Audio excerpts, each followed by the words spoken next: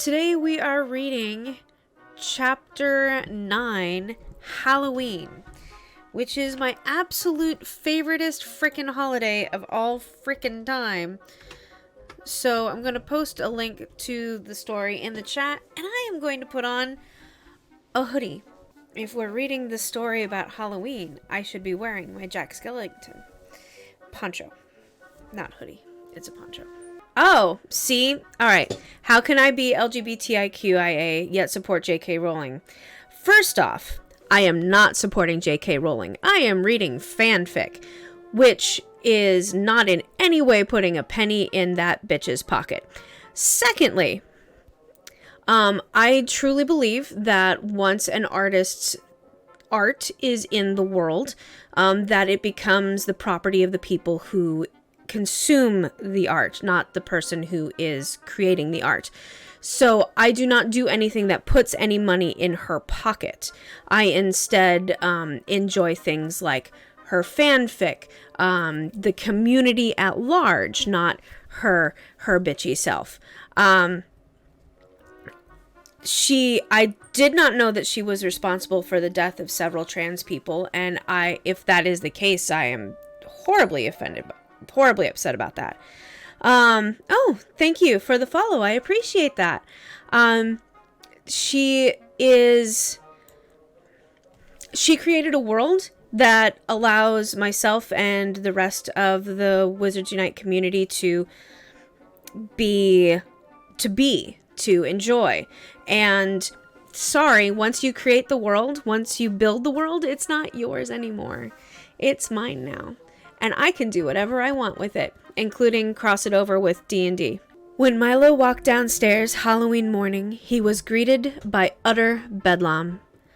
I never thought this day would come, said Seamus. Me mom always said it would, but I guess I never really believed her.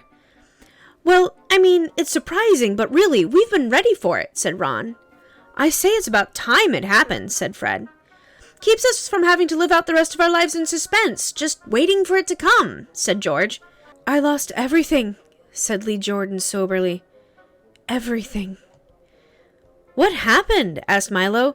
Did you know who returned? What? Asked Fred. You've lost it, mate. It's nothing like that. Although, to some, like our dear Lee here, it's arguably worse, continued George. Teaches him to bet the farm on a sure thing. Don't be snide, you're only happy because it's your farm now. Our farm, Fred. Our farm. Look, guys, Milo interrupted. Can one of you just give me a straight answer?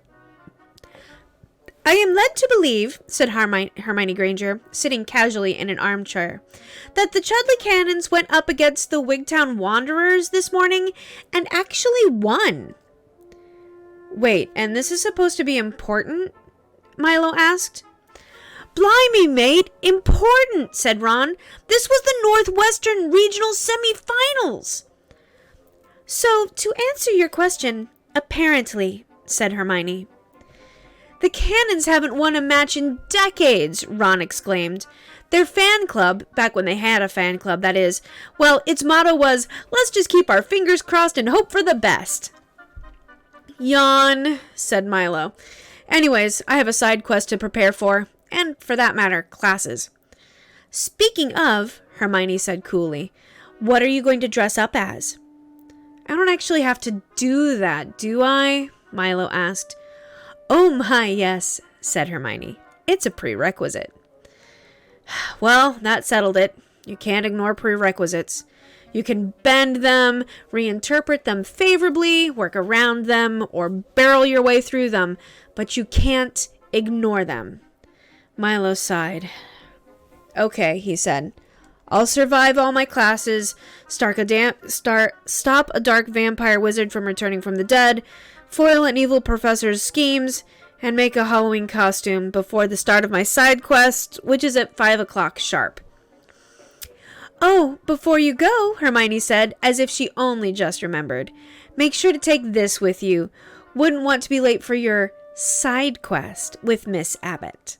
She held out a small, pink strap of some sort. There was a sort of doodad in the middle. Milo wasn't sure how to describe it. Thanks, I think? What is this? You don't even know what a watch... No, I'm not saying it. It's called a watch, Milo. It tells the time. Huh, go figure. How's it work? There's 2 hands. The short one points to the hour. The long one points to the minute.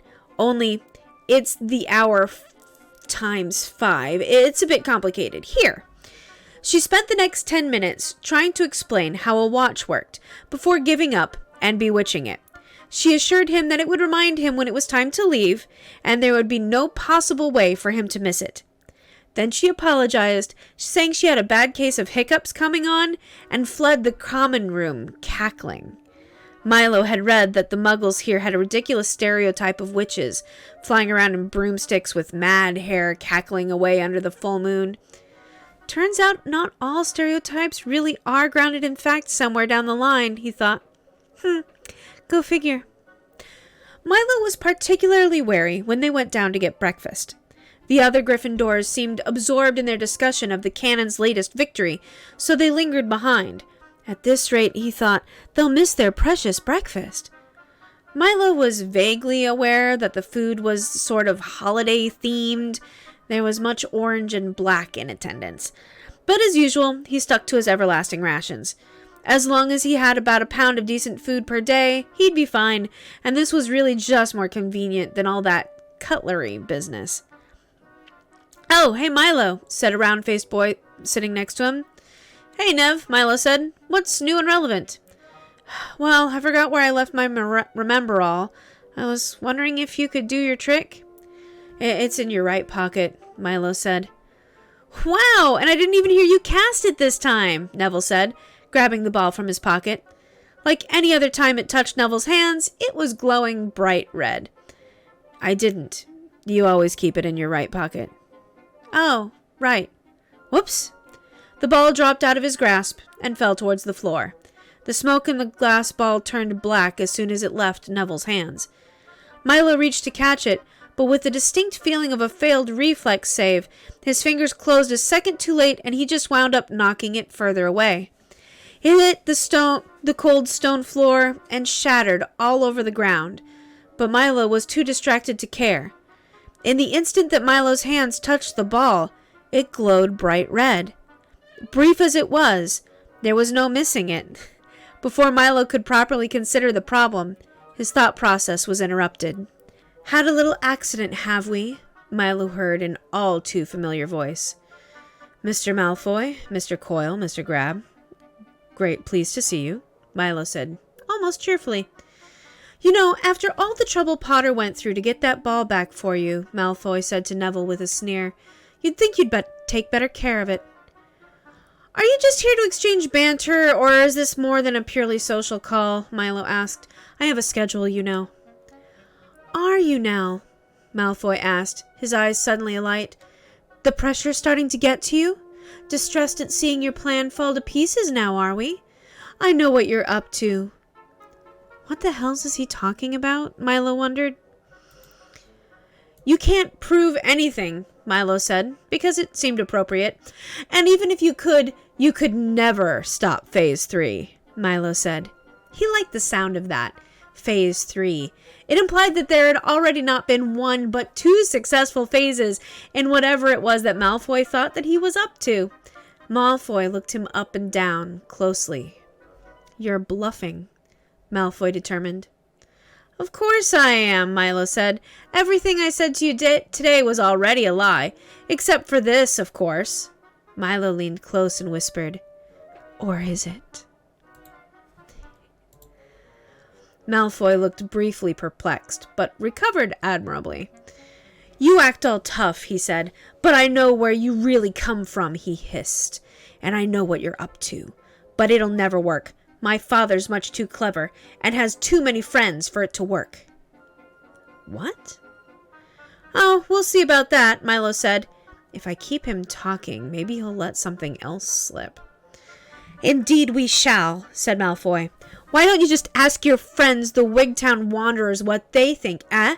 See if they've still got your back now." Malfoy laughed and walked away, flanked by his goons. Well, that was weird, Milo said absently. Thanks, said Neville from around a tart. So, say, Neville, any decent ideas for a Halloween costume? Only apparently I need one for later this evening, Milo said. It's gotta look like a monster, but also allow enough movement that I can actually fight off actual monsters in it if the need arises, which it will, I'm almost sure of it. And I need easy access to my belt of hidden pouches. No ideas, huh? That's cool, I'll think of something. It occurred to Milo that Neville wasn't responding.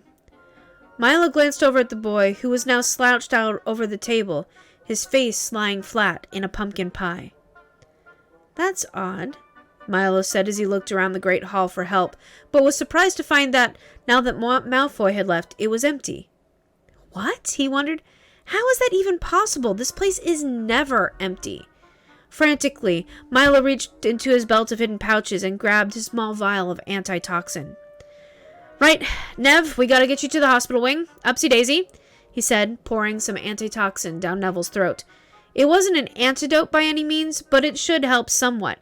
He had attempted to lift the fairly heavy boy, but failed to have much success. Ah! Curse the level 8 strength. There's no helping it. Levitate. I'd hoped to get to the evening with all of my second spell slots intact. It never seems to work that way, does it? Neville floated gently off the floor, and Milo gave him a solid push in the direction of the door. He followed along, pushing Neville occasionally to keep him moving. Once he made it to the corridor, he broke into a run. Out of my way, he shouted, scattering past a bunch of students Milo didn't recognize. Probably Hufflepuffs, then. Neville was floating in front of him, looking decidedly unhealthy. The boy was shaking and growing increasingly pale as Milo pushed him along in front of him. Why was the Great Hall empty? Milo wondered. How could that happen? Ickle rickle firsties, Milo said, heard an aggravating voice taunt from above. Why is the ickle firsty floating? Are we using magic in the halls? Naughty, naughty firsties. I don't have time for this, Peeves, Milo snarled, rounding the corner. I think Neville could die, so don't try anything. Firstie's always so dramatic, said the still invisible poltergeist. Never see the joke, never see the laugh. Milo decided just to ignore the taunting specter. If he absolutely had to, he could use a silent image to chase him away with an image of the Baron again, but Milo really had to conserve his magic. Milo, running at maximum speed and decidedly distracted, the most commonly forgotten -5 penalty to spot checks known to man, never noticed the oil slick Peeves had placed in the corridor. Milo slipped backwards, hitting his head on the floor. Neville, however, continued to float in front of Milo's running speed, down the wrong corridor. Peeves! Milo shouted. Come out and face me! Face you? Peeves said. But of course! A cream pie? 'Cause nobody knew where Peeves got them from? The house elves stopped making cream pies 235 years ago to try to discourage him. It didn't work. Materialized out of thin air and hit Milo in the face. You're a coward, you know that? Milo asked. You're even scared of a silent image of the Bloody Baron. All right, it wasn't the smoothest sounding sentence ever, but Milo had to find some way to work the word silent image into conversation without making it obvious he was casting a spell. An image of the Baron drifted towards them around the corner. Lies and tricks, Peeves shouted. Lies and tricks! Lies and lies and lies and tricks! The Baron is in the dungeons! Milo was already late for potions, and he'd lost sight of Neville. Milo stood up and wiped the cream out of his face. Very well, Peeves. You leave me no choice but to destroy you, Milo said, lying through his teeth. I call upon the fell arcane might of Corellian Lothlorien. Now, Corellian was the god of elves, but there was no possible way that Peeves could know that. Milo, who still had an active and alterable silent image available, made the Baron vanish and redirected the spell at himself. His eyes started to glow white, and 13 slender columns of white fire appeared about him in slowly rotating circles. Milo had once seen a meteor storm cast by an epic sorcerer, and it hadn't looked half so as impressive as this. Magic in the halls! Magic in the halls! Filch! Peeves called from wherever he was hiding. In the name of Corellian Lotharion, god of doom, I abjure thee, Milo shouted. He threw in some illusionary mist for atmosphere and made it appear as though a pair of giant purple eyes slowly opened from behind him. Milo was making this up entirely as he went by now, and wasn't really sure if he could do if Peeves didn't run away. Fortunately, bravery was not the poltergeist's strongest suit. No, no, no doom, no doom! Peeves wailed and fled. Milo dismissed the spell and ran after Neville. What? Madame Pomfrey asked as the cream-covered Milo entered her domain at the speed of sound, pushing a floating Neville Longbottom in front of him. What is the meaning of this? Shouldn't have dumped Constitution, Milo panted between breaths. I'm sorry, what about the Constitution? Miss Pomfrey asked. Poison, Milo managed. You've poisoned the Constitution? Miss Pomfrey asked. Isn't it, a sheet of paper? Neville! Milo sputtered. He really needed to catch his breath. He felt like he was going to faint. You mean to suggest that Neville poisoned the Constitution? Milo groaned. Why did this keep happening to him? Neville's been poisoned. Oh my lord, why didn't you say so at once? Quick, get him on the cot. The stern Meta-Witch grabbed her wand immediately and started casting what Milo presumed were diagnostic divinations. We were just in the Great Hall, Milo said. He was having breakfast, and I turned around and found him face down in some pie. So I rushed him here as fast as I could. And the food made him float, did it? Most unusual, Pomfrey said. What? No, I levitated him, Milo said. Oh, impressive. Now get out so I can try to save his life without distractions. He'll probably wind up in St. Mungo's again. Poor boy. Right, Milo said, and bolted from the room. He had to make it to the dungeons in -12 minutes. Ah, hells. He eventually stumbled into the potions class 20 minutes late, still covered in cream and bits of pie dust, drenched in sweat, and gasping for air. You're late, Snape said shortly. By 21 minutes. 21 points from Gryffindor, and detention this evening, immediately after your defense class. But, Peeves, Milo started to say, but immediately knew it was the wrong choice of words. Peeves hadn't been an acceptable excuse for tardiness for years. Snape just shook his head silently, then went back to berating Harry for his latest minor mistake.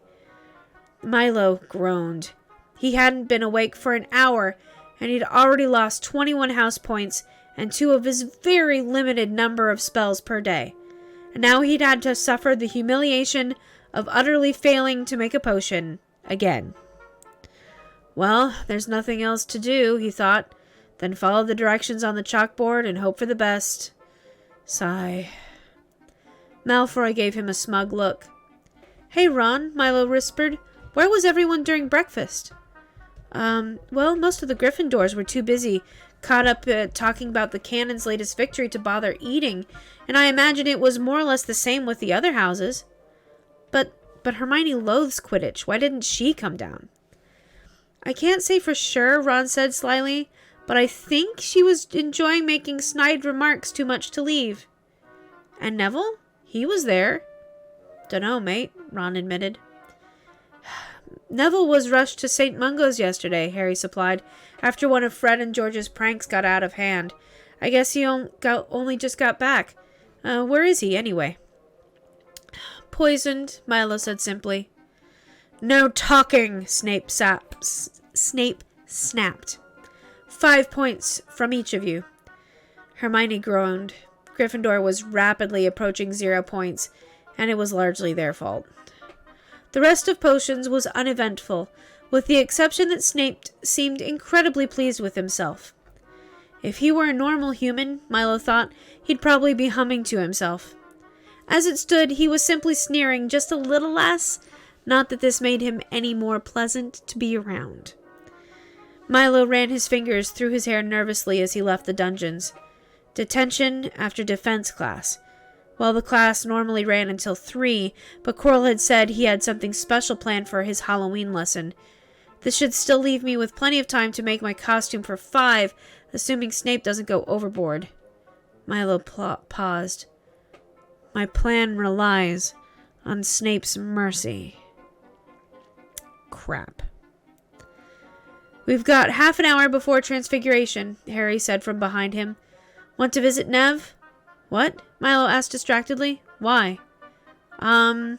Said Harry. Because he's our friend? And he's sick? Oh, right, yeah. Friendship. Let's go then. Nah, really, it's fine, Neville said, lying on his hospital bed. Actually, it's a shame it wasn't more severe. What? Why? Harry asked. Well, it's just that if I go to St. Mungo's one more time, I get a free ice cream, Neville said. Harry chuckled. So what happened anyway? Potter asked. Madame Pomfrey said I ingested lethal quantities of arsenic, deadly nightshade, cyanide, chlorine, and ricin this morning, the round-faced boy explained. Harry gave a low whistle. I don't even know what half of those even are, he admitted. It's no problem at all, Neville said. Madame Pomfrey says that as soon as I regain feeling in my limbs, I can go back to class. Why would anyone try to poison you, Nev? Harry asked. They weren't trying to poison him, Milo said simply. They were trying to poison me. What's more, I know who did it. What? Who? Harry asked. Huh, that's unusual. The scene's supposed to change after I make a dramatic announcement like that. Harry blinked. Oh, we should head to Transfiguration, or we'll be late and lose more house points. Yeah, right. As it turned out, they were late anyways. 2 points from Gryffindor, McGonagall said sternly. The rest of the class sat down and attempted, with varying levels of success, to turn pumpkins into teapots. Milo, however, was given the same matchstick he'd had at the start of the year. I can't let you start on teapots until you've managed to transfigure more than just the color of the stick, young man. I'm sorry, she explained, and then sighed. If you can manage to change its weight, sound, that is the sound it makes when it's dropped, or shape, at all, she added, then I'll let you move on. Milo frantically pulled out his spell book and reread the description of prestidigitation. There was nothing in there about anything beyond color. He bit his lip. There was a sewing needle in his belt of hidden pouches, but Milo assumed that other students had tried to pull that one on the past, and McGonagall probably had a way to tell the difference. He hadn't prepared ghost sound, which could create illusionary sounds, but even if he had, he probably couldn't get the timing right to make the ping sound at the exact moment the pin hit the table.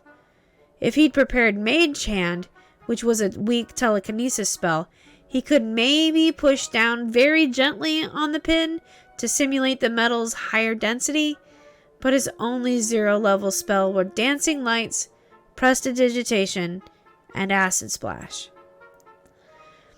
Milo ran his fingers through his hair nervously. There was absolutely no way he could turn this stick into a pin using his arcane magic. He had one last, desperate ploy. He slowly withdrew his wand from his pocket and, following the directions that Milo had only ever half listened to, focused on the image of a pin in his mind. He imagined every curve, the metallic glint, the slightly heavier mass, and the steely sound a pin makes when it's dropped. With all of that in mind, he very carefully tapped the wand on the matchstick and held his breath. He closed his eyes. Come on, secret wizard powers, activate!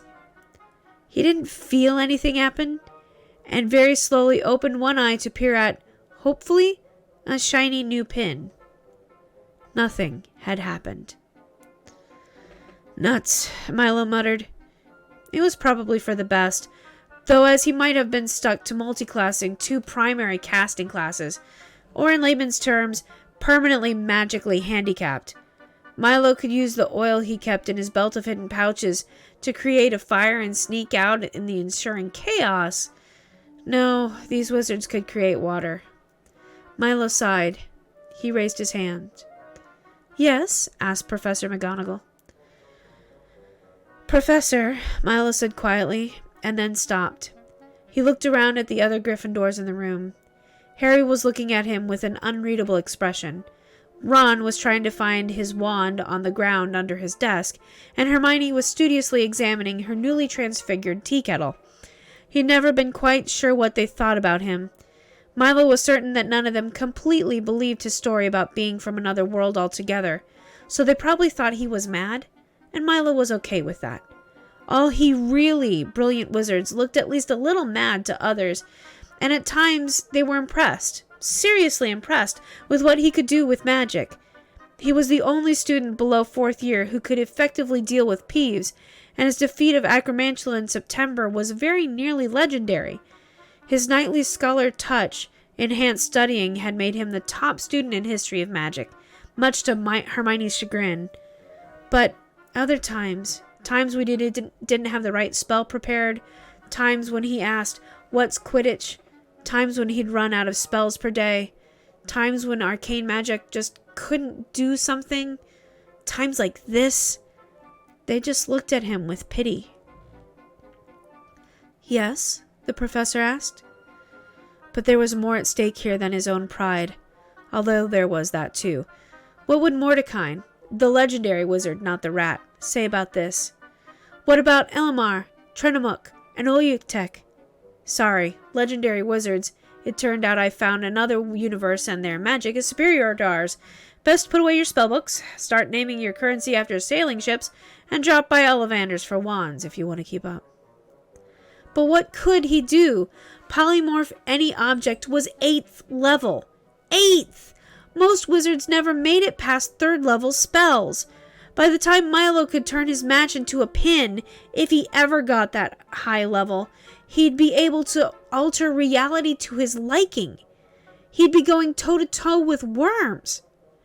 Even wizards can't do everything, he reminded himself, so there's no shame in admitting defeat. It takes a cleric to heal. Well, actually, a wizard could summon a monster that can heal people for him. It takes a rogue to pick a lock. No, actually, that's not true. A wizard can just cast knock.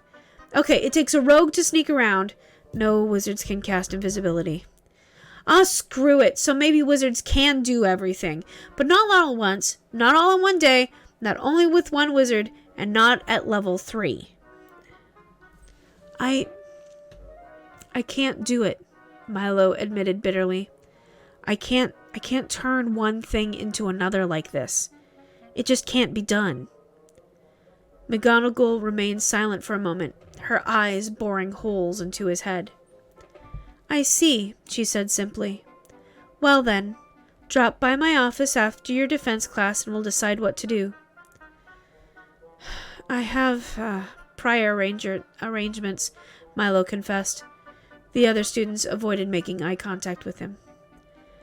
Then cancel them, McGonagall said simply. Your education must come first. You'll have to take that up with Professor Snape, Milo said. I have detention. Again. McGonagall briefly covered her face with her hand. Very well. Come afterwards as soon as you can, she said. Then she left to go help Ron, who had only managed to transfigure his pumpkin into another pumpkin. Milo then realized his mistake. There was still a half hour left to Transfiguration class, and it was going to be awkward without anything to do. Next time, he thought, if there ever is a next time, never admit defeat without an exit strategy. Milo spent the time trying to figure out what to use as his Halloween costume, but he hadn't made any progress by the time the professor dismissed them for lunch. So, Harry asked him expectantly as they walked towards the Great Hall. Who did it? Did what? Convince the capricious, adolescent, vengeful, petty being who runs the universe to make my life as difficult as possible? Me? It's my fault for trying to push spontaneous divination? You shouldn't talk like that, Hermione said. You might offend someone. I think he's already pretty offended, Milo said. That's sort of what I'm getting at. What? Hermione said. Wait, you think you offended God? Wait, you believe in God? What? Milo asked. Gods? Sure, there's loads of them. Not believing them is like not believing in magic. In fact, it's exactly like not believing in magic. Ask a cleric. No, wait, what I meant... Hermione began as they entered the Great Hall, but Harry, uncharacteristically, cut her off. And I meant, who poisoned Neville, Harry said. Milo waited to respond until they'd approached the person he was looking for. Milo crept up directly behind him. Draco Malfoy, Milo said, simultaneously to answer Harry's question and to get Malfoy's attention. Oh, it's you, said the blonde Slytherin, jumping slightly. What do you want? This morning, Neville Longbottom was poisoned, Milo cut him off. It was by someone attempting to get at me. Someone, probably with access to Snape's storerooms, someone with an inexplicable grudge against me, someone with access to my food, and someone stupid enough not to watch me long enough to realize I never eat any food offered me. What are you blathering on about? Malfoy began, but was cut off again. That would narrow it down to a limited list of subjects, but you even practically told me who did it. You arrogantly bragged something about the Quidditch game. Frankly, I wasn't really listening. But you seemed to think a victory for the Wongtong Wonders or whatever was a problem for me. So I thought, what made you think I care about Quidditch? And realized, nothing. You knew I don't care about Quidditch. No, you wanted the Great Hall empty this morning. So the ridiculously surreptitious plot that your twisted brain invented was to somehow rig the Quidditch Midwestern Finals pseudo-regional thingy so that all the students at Hogwarts would be so busy being flabbergasted about their beloved cuddly cannons losing that they'd skip breakfast.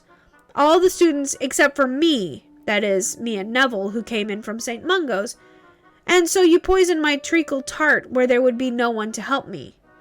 Draco Malfoy, you tried to poison me, and you would have gotten away with it if it wasn't for the fact that I have everlasting rations, and the fact that you came by to gloat in the middle of the assassination attempt. I mean, seriously. He had me up until Wongtong Wonder Bars, Ron said quietly to Harry. It was the pseudo-regionals that got me, admitted the Harry. Cuddly cannons, Hermione laughed. An uncharitable person would call the sound she made a giggle, because while it was still politically correct to have giggling girls in a piece of literature in 1991, this is no longer the case. Malfoy stared at Milo completely disbelievingly for a moment, and then laughed. His laugh was like a wizard's power progression by level. It started low and weak and soon enough to lose a fair fight with a cat on occasion, and worked its way up gradually to deafening, with some difficulty. Hobgoblins and bugbears, then in the snap of a finger, was suplexing the laws of physics and ruling the universe before breakfast. You seriously think I tried to poison you? Milo, if my family wanted you dead, you wouldn't still be standing here. And besides, that's not why I rigged the Quidditch game, and you know it. Wait, he actually? Said Ron, flabbergasted. This whole wild accusation is just to divert attention from the blow I struck your real masters, Malfoy sneered, and only serves to underscore your own defeat, fool. With that, Draco spun on his heels and started walking away. Then he paused and turned around. Actually, this is my table. Gryffindor is back over there. You leave.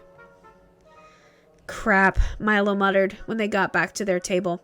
I was pretty sure, like 70% at least, that it was Malfoy who did it. I don't know, Ron said. I still think you could have been him. Nah, Milo said. If it was, he either would have denied everything or fessed up and challenged me to an honored duel or something. He admitted to being behind the Quidditch thing, so it can't have been him. So what was he trying to do? And what does he mean by your real masters? Harry asked. Who knows? Who cares? Milo shrugged. Anybody want my tart? Alright, my loves, that was Chapter 9, Halloween. Chapter 10, Odds of Survival. Starts with an author's note. Halloween was originally going to be a 3-part chapter, but it stretched out into 4 parts. And now, I had way too much fun with this. Thanks to all of his readers, it's flooded with hundreds of fan fiction subscription and favorite alerts, which makes him very, very happy indeed. Which would make me very, very happy as well, so good for him. This was originally published back on May 7th of 2012, which is shortly before I read it, because I started reading these in August of 2012, I believe. So yeah. Anyway. Starting with Chapter 10. So, if it wasn't Draco who poisoned Neville, Harry asked Milo as they sat down at the Defense Against the Dark Arts desks, who was it? Harry had been trying to get Milo to speak throughout their whole history of magic class, but Hermione kept shushing him. Talking in history carried across the whole room, not that the ghost of Binns noticed or apparently cared. I don't know yet, Milo confessed, but there is one thing I do know. What's that? Harry asked. It has to be someone on your list, Milo said. Adding a whole new character now who poisoned Neville would ruin any element of mystery. It has to be someone we met in the first 2 adventures.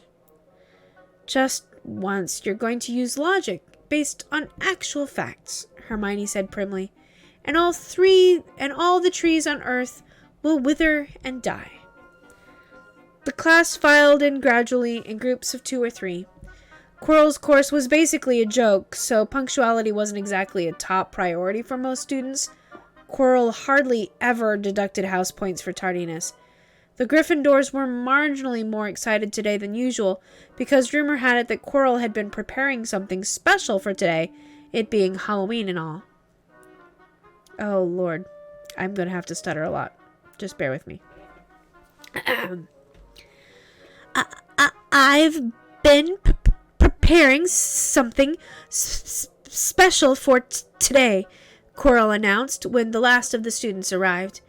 It being Halloween and all, or as some now call it, Harry Potter Day. There was, Milo thought he noticed, a hint of a sneer in Quirrell's voice. Milo had to agree with Quirrell. Harry Potter Day was a pretty silly name, especially compared to something as cool as All Hallows Eve. Quirrell was standing in front of something massive and mostly rectangular, covered by a sheet of canvas. Harry muttered something under his breath. Sorry, what was that? Hermione whispered quietly. Should be Lily and James Potter Day, Harry answered simply. I don't even remember it. But before we begin, Quirrell said, I'd like to ask young Milo something. Milo perked up as he heard his name.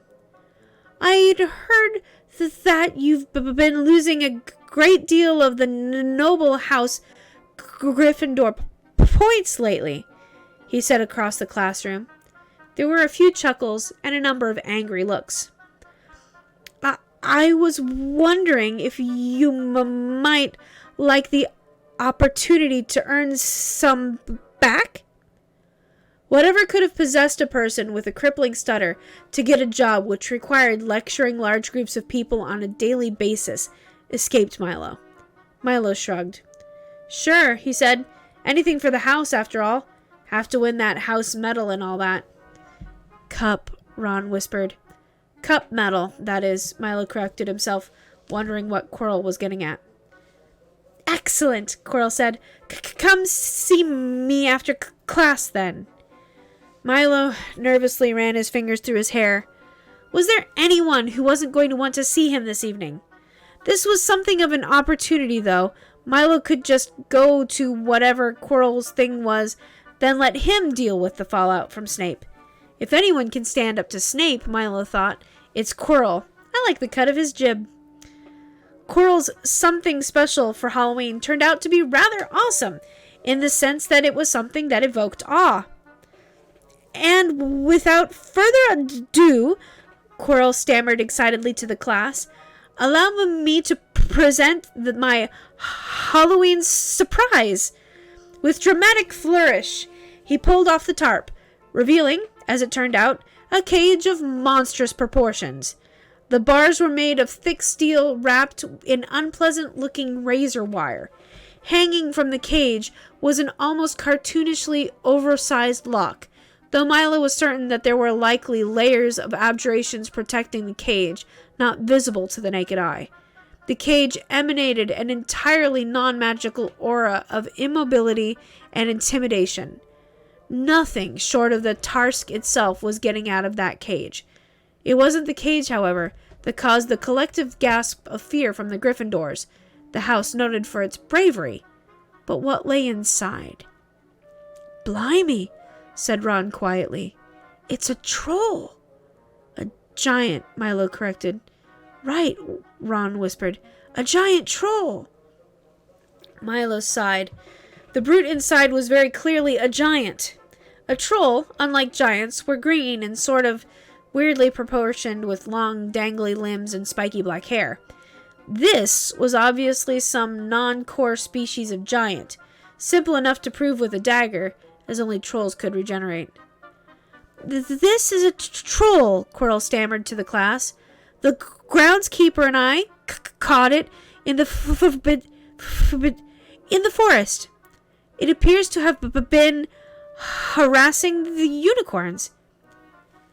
"Excuse me, Professor," asked a Gryffindor NPC, probably Seamus. "I thought it was werewolves?" "Werewolves aren't fast enough," said Quirrell. "And they only active under the full moon," Milo thought irritably. I mean, seriously. What is the one defining characteristic of a werewolf? "It turns into a wolf on the full moon. Only the full moon. Sheesh." "And trolls, believe me, are faster than they look. Now, there's no need to worry about the troll getting out," he continued, "as this cage is very nearly indestructible. The wire, you see, is in addition to being very sharp, bewitched to entangle anyone trying to get out. Anyone who touches the lock without the key kept in the headmaster's office will be struck by a full body bind and trigger an alarm. The bars themselves are goblin made and can withstand anything short of dragon fire. There are a few other surprises as well. Quite fortunate we had it on hand. In fact, now who can tell me what trolls eat?" Quirrell continued into a detailed lecture. In fact, significantly more detailed than his usual lectures, which were generally considered 80-minute long nap times. Everyone's had at least one teacher like him. About trolls. He seemed quite enthusiastic on the subject, not unlike a fighter when asked about pointy sticks. As the class came to a close and 3 o'clock approached, Quirrell dismissed the rest of the students a little early to enjoy their Halloween evenings. "Milo?" Quirrell asked. "Right. He wanted me to stay after. I almost forgot about that." "So," Milo said as he walked towards the alleged troll, "what can I do for you?" "Sorry, it says, what can I do you for?" "This fellow," Quirrell said, pointing to the monstrous humanoid in the cage. "We have to move him to the dungeons until the ministry can deal with him." Milo sized up the brute. "Ah," he said. "Look, I know what they say I'm good at levitating things, but this..." Don't worry," Quirrell said. "The cage is self-levitating. However, it's easiest to push it from the back," he said, pointing to a small area on the cage not covered in razor-sharp wire. "But I can't see where I'm going. So if you could push it, I can lead. Hagrid helped me bring it here, but he's busy now." "That sounds like a design flaw to me," Milo said. "But sure, I can lend a hand." Quirrell smiled. There was no warmth whatsoever in his expression. Milo gave the cage a light push, and it drifted in front of him with a surprisingly little effort. He was reminded of his brief adventure with Nevile that morning, pushing the cage after Quirrell. The giant inside seemed more perplexed than frightening as Milo guided the cage down the ever-shifting hallways of Hogwarts, only half paying attention to his surroundings. Quirrell was right. It really was impossible to see from behind this brute. Every so often, Quirrell called out a direction to him. Milo wondered briefly why Hogwarts had such a cage. It looked reasonably new, and he could likely hold something quite a bit bigger than its current occupant, before remembering who the residents of the Forbidden Forest were. "So," Milo asked, more to make conversation than anything, "this is who we were looking for in the forest?" "Looks like," Quirrell said from the other side of the cage. "Hagrid caught him covered in unicorn blood. We'll know for sure if the unicorns stop disappearing." "Go figure," Milo said. "I sort of thought it would have been one of the Death Eaters. Or Snape." "Why?" asked Quirrell.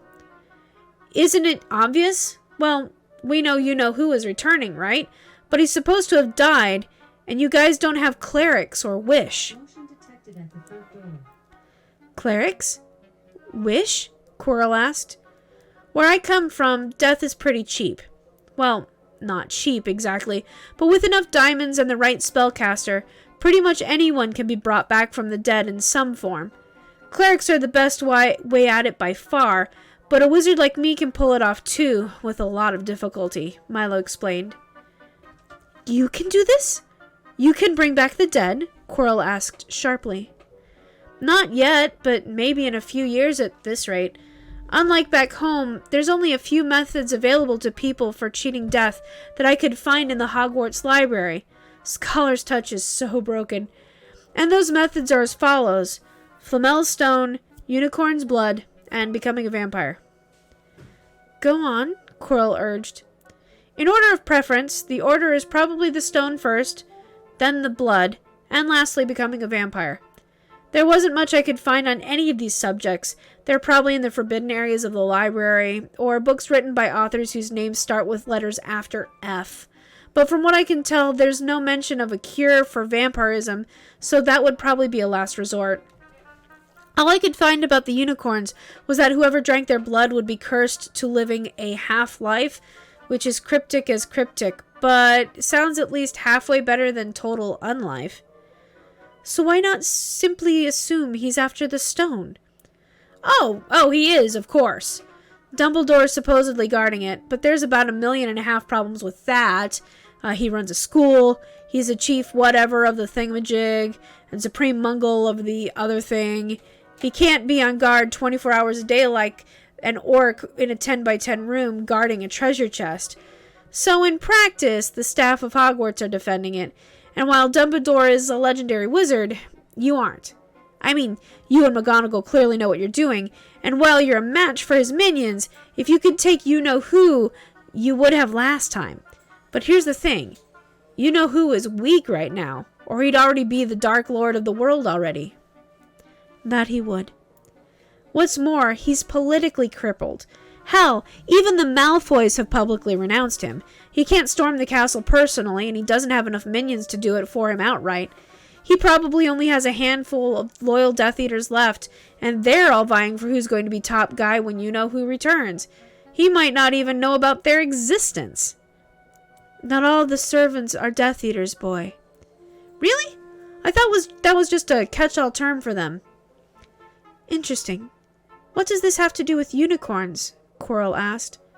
His voice sounded somewhat hoarse. You would know more than anyone else, Professor, Milo said. There was a brief silence, and Milo heard a rustling of robes. Vampires, Professor. Vampires. There's only 3 ways for him to return. And they've all been mentioned in the story. 3 ways. A pretty significant number, if you ask me. So there likely follows going for the stone, the blood, and rounding up friendly vampires as we speak. You're a trained combat wizard, Professor of Defense Against the Dark Arts, at the best school in the country, and pretty clearly a high level. And yet even you got captured by vampires.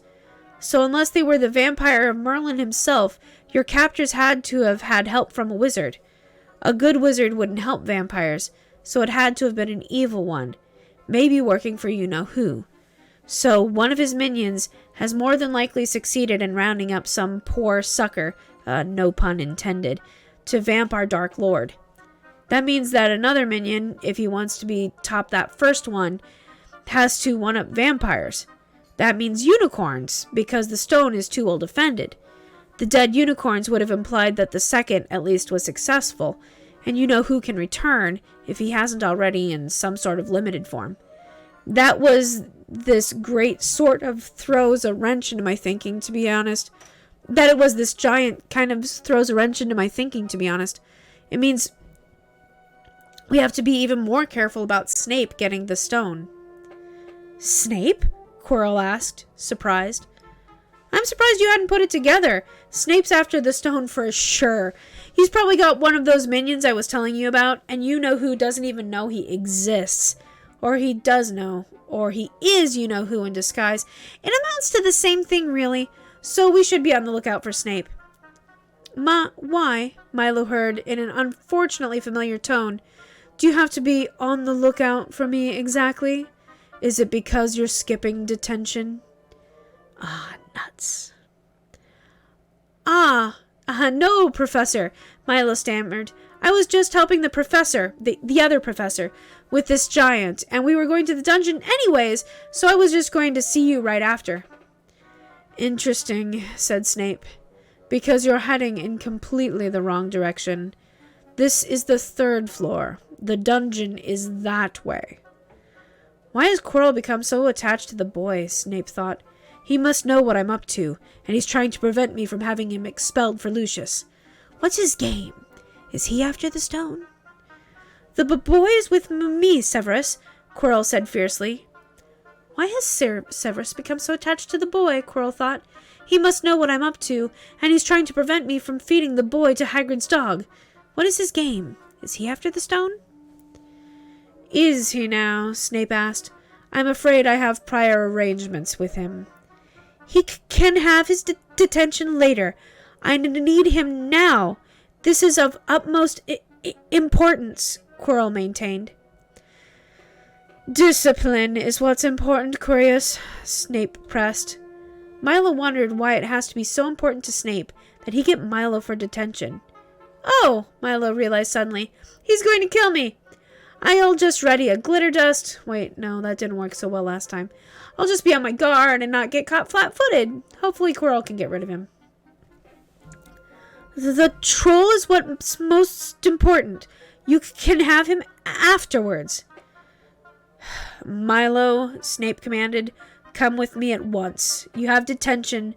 This transparent method of escaping it shames your house and your school. Come with me, or I'll see to it that you're expelled.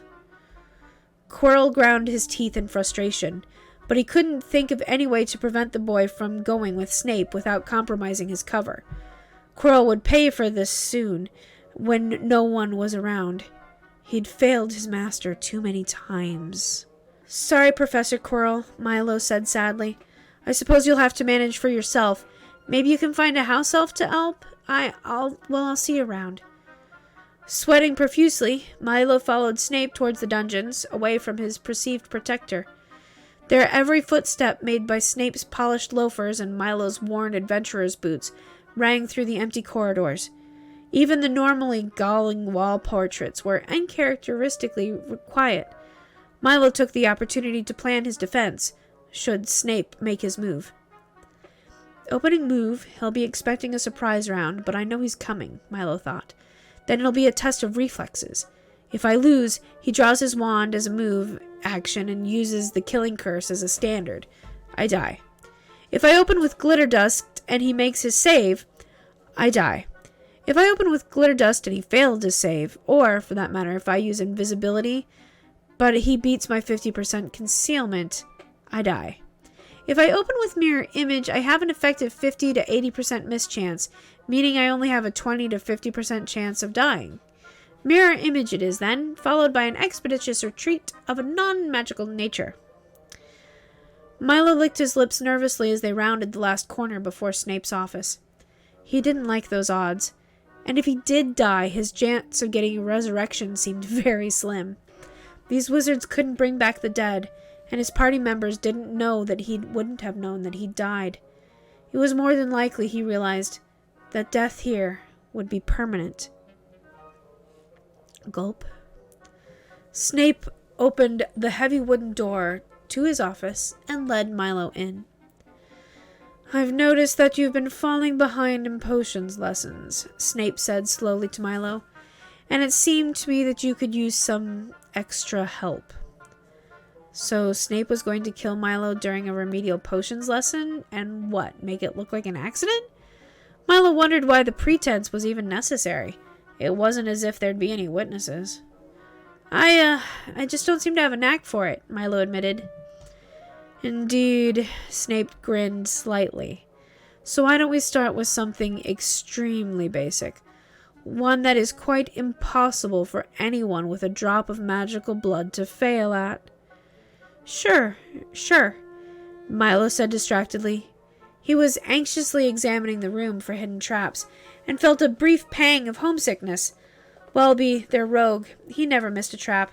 Or, more accurately, the traps never missed him, but at least they were always detected, one way or another.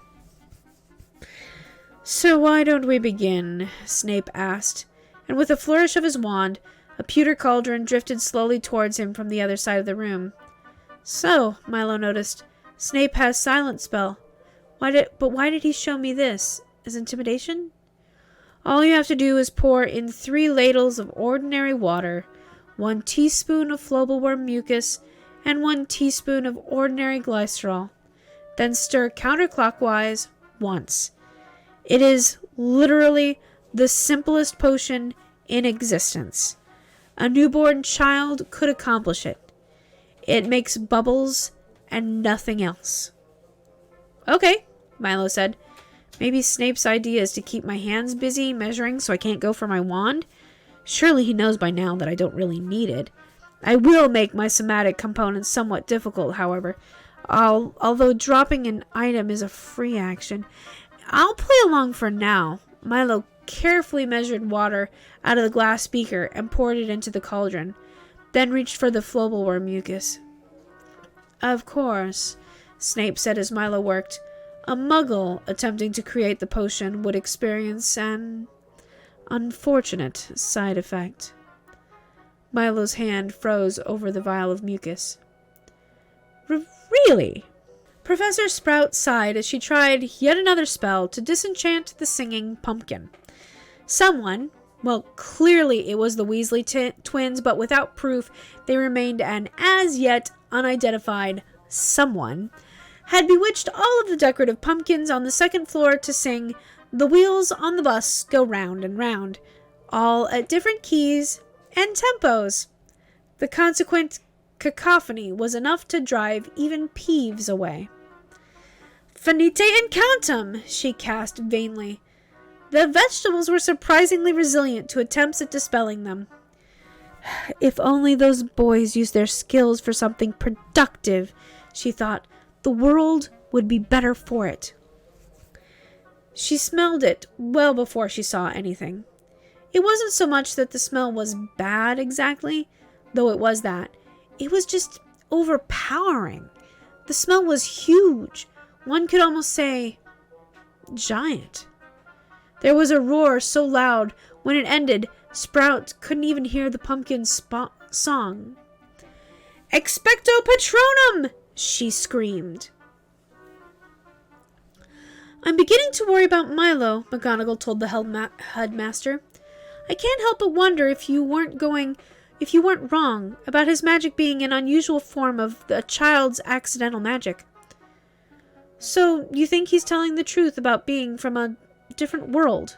Dumbledore asked. I really don't know, but his development in transfiguration has been so remarkably stunted that I can't tell if he's improved in any way whatsoever since his first day off the boats," the deputy headmistress said. "And I'm not even certain that's what he's really doing is transfiguration at all.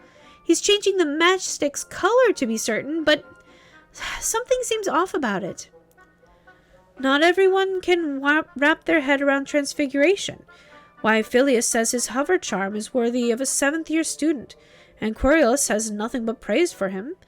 And you've heard Ollivander's report about what happened when he touched his wand the first time.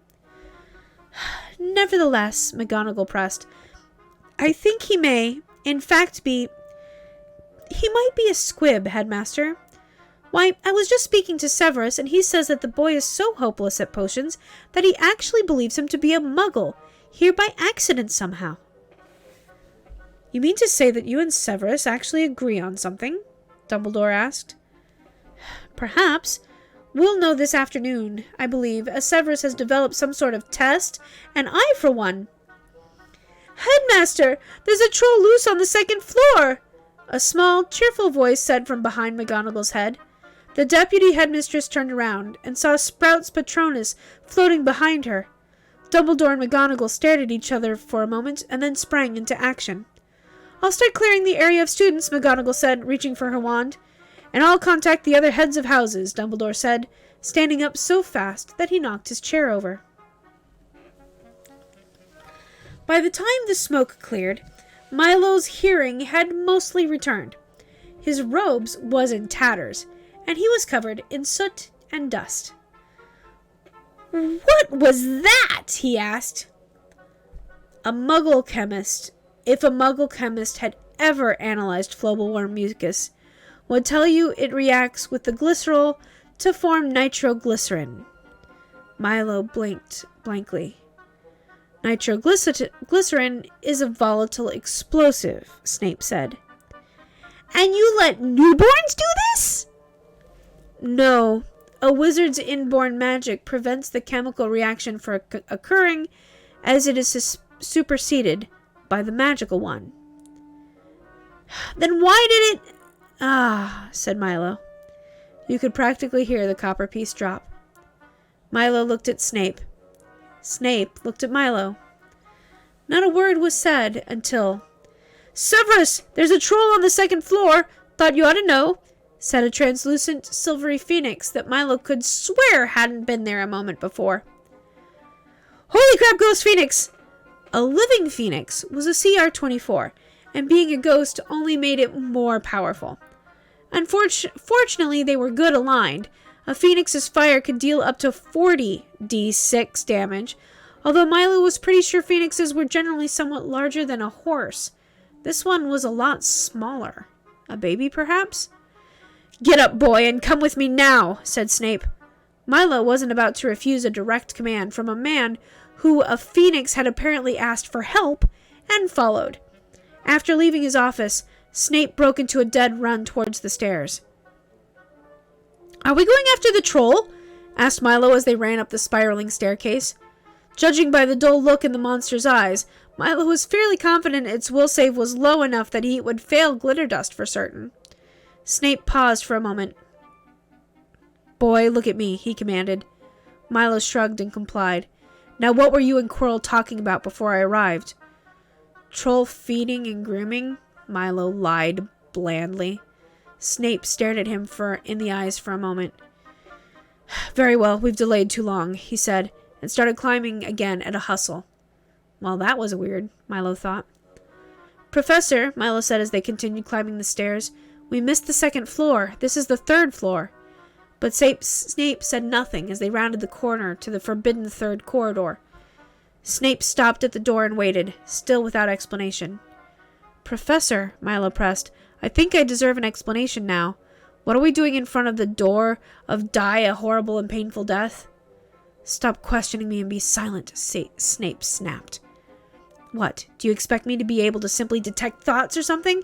I won't be able to understand what's happening and act appropriately unless you tell me, Milo said, swapping out invisibility.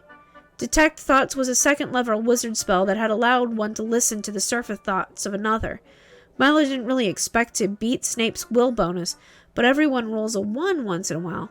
For once, it appeared, it was Milo's turn to be lucky.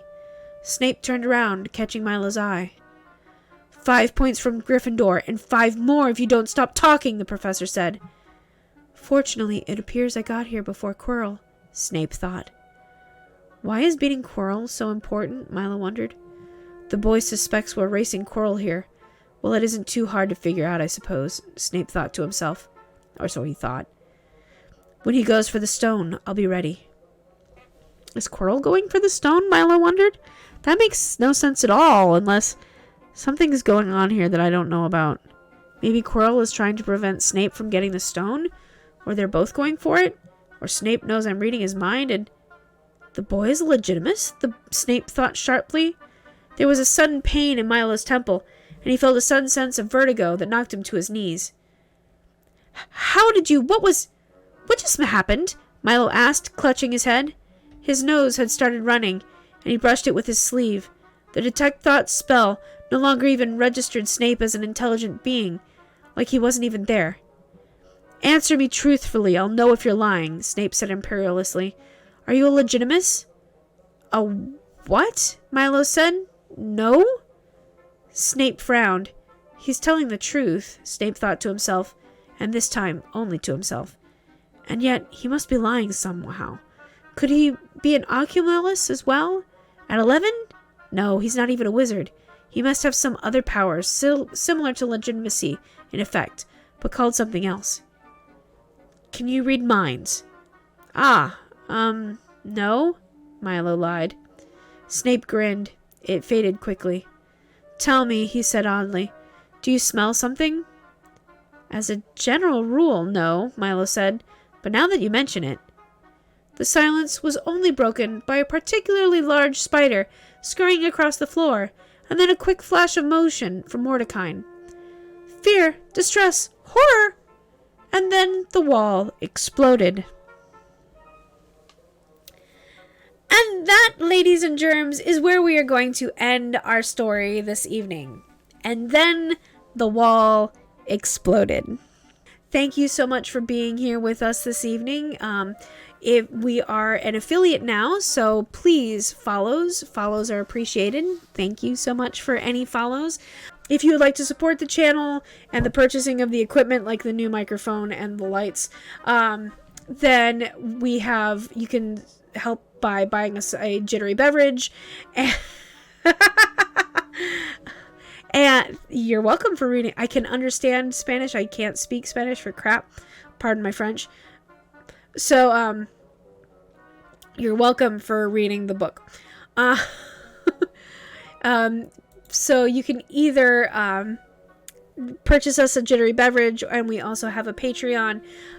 Also, I strongly encourage you to check out our YouTube channel. We have a lot of scripted material on there that's we've been working on, and we're working on some more that is going to be hopefully being put out starting next week. So thank you all so much for being here with me tonight. I appreciate it, and I love the heck out of you. So know that I love you all, and be well. Bye.